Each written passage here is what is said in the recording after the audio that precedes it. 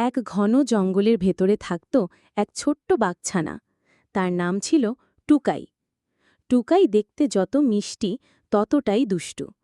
কখনো সে বানরের লেজ টেনে দৌড়ে পালাত, কখনো হরিণদের সামনে লাফিয়ে উঠে বলতো, ধরতে পারলে ধরো।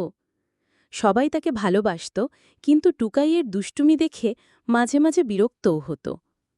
একদিন টুকাই ভাবল, আমি তা ছোট বাঘ, কিন্তু বড় বাঘেদের মতো শিকার করতে পারি কি? সে একা একাই জঙ্গলের ভিতর শিকারের খোঁজে বেরোল। হঠাৎ একটা খরগোশ গাছের নিচে বসে গাজর খাচ্ছিল। টুকাই ধীরে ধীরে কাছে গিয়ে লাফ দিল, কিন্তু খরগোশটা এত তাড়াতাড়ি দৌড় দিল যে টুকাই ধপাস করে মাটিতে পড়ে গেল। খরগোশ হেসে বলল, শুধু দুষ্টুমি করলে হবে না, আগে ধৈর্য শেখো। এই ঘটনা টুকাইয়ের মাথায় ঘুরতে থাকল।